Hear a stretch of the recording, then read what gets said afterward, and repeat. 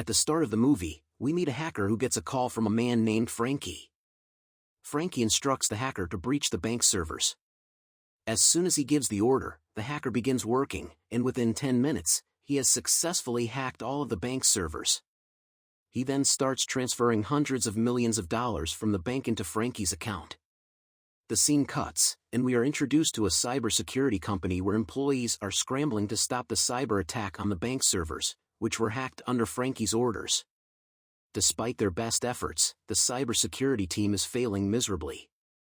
No one can crack the hackers' codes, and as each minute passes, millions of dollars are being siphoned out of the bank's account. Next, we are shown the chief of the cybersecurity company, who, surprisingly, is none other than Frankie himself. It turns out that Frankie orchestrated the hack on his own client's bank, using an outside hacker rather than one of his own employees. All the employees at the company are completely unaware of Frankie's involvement in the attack. They continue to work tirelessly, trying to stop the cyber attack, oblivious to the fact that their own boss is behind it. Frankie replies, "Because I wanted something for myself as well." At this point, Frankie's boss, who is the real mastermind behind the operation, is furious. The boss had instructed Frankie to withdraw only $500 million, but Frankie took more than that, which complicates the situation. Frankie's boss demands an explanation, questioning why he disobeyed the order. Frankie's casual response only adds to the tension. This introduces another twist in the story. It turns out that Frankie's boss isn't working alone. He's under the control of a dangerous money-laundering mafia leader, Pong, a powerful gangster. Pong, who has kidnapped Frankie's boss's brother, is furious that the plan wasn't executed exactly as intended. He threatens the boss, telling him to bring Frankie and his family to dinner, implying a dangerous confrontation. The boss, now trapped and terrified, has no choice but to comply with Pong's demands. Later, as Frankie and his family head to the dinner, something sinister happens. The mafia hacks Frankie's car remotely. They take control of the vehicle, locking the doors and accelerating the speed. Frankie, behind the wheel, has no idea what's happening. When he tries to apply the brakes, he realizes they have failed. What follows is a terrible car crash, which the world believes to be an ordinary accident. Frankie's car goes up in flames, and his entire family perishes in the fire. The horrifying footage of this event is shown to Frankie's boss by Pong, the mafia leader, as a brutal warning. He tells the boss that if there's even the slightest mistake in the future, he'll face a similar fate.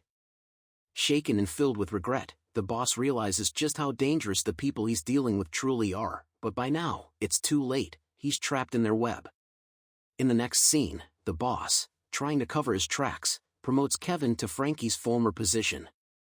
Kevin is unaware of the dark web of corruption he's now deeply entangled in. The company also provides Kevin with a house and car, replacing what was once Frankie's. But the shadow of Frankie's tragic fate still looms. In a different part of the office, Kevin is talking to a colleague about a personal problem. His daughter has been struggling to get admitted into a prestigious school, and the institution is asking for $5 million, which he doesn't have. Tempted by his skills, Kevin briefly considers hacking the school's server to alter the records and secure a spot for his daughter. However, he stops halfway through, knowing that it's illegal and wrong. Before he can figure out what to do next, he gets a surprise. His bank account suddenly receives $5 million from an unknown source. Shocked, Kevin discovers that not only has his daughter been admitted to the school, but a generous donation has also been made in her name. The school that initially rejected her is now welcoming her with open arms, and even the teacher who had been opposing her admission has mysteriously changed their stance. Kevin is left baffled, wondering who could have done this for him. The next day, he receives an unexpected call from Jane, a senior at his company. She asks to meet him in a secluded location outside of work. Sensing that something serious is about to go down, Kevin decides to record their conversation for safety. At the meeting, Jane reveals the shocking truth. She confesses that she was the one who orchestrated the cyber attack on the bank and that she's been responsible for transferring money into his account. She even admits to manipulating the situation to get his daughter admitted to the school. Jane offers Kevin a deal if he helps them in their future schemes. She promises to double the money already sitting in his account. She tries to tempt him with riches and power. However, Kevin, being a man of integrity, rejects her offer. He even threatens to report everything to the authorities. Realizing that Kevin might have been recording the conversation, Jane quickly snatches his phone and throws it into a nearby lake, destroying all the evidence. She then turns to Kevin and coldly warns him, "What do you think? We know everything about you. We know who you were before.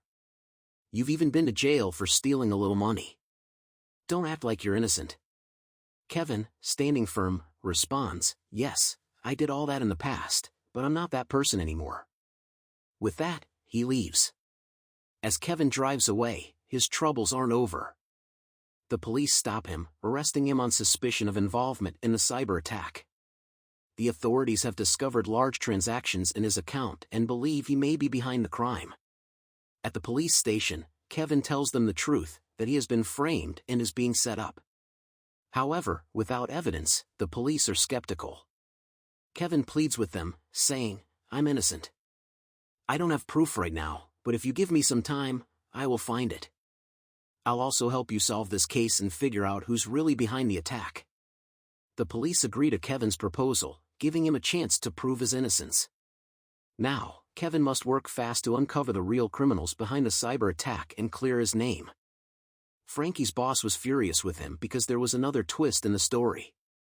Someone else had orchestrated the whole thing behind Frankie's boss's back, and it was none other than the mafia involved in money laundering. A powerful gangster named Pong had kidnapped Chain.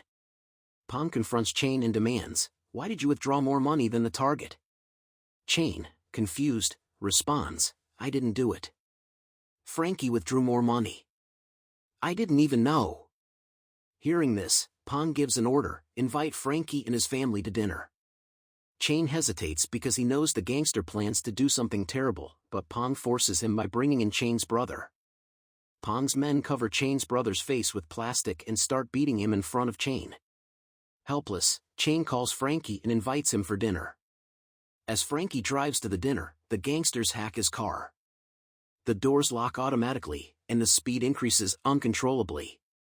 Frankie, panicking behind the wheel, tries to apply the brakes, but they fail.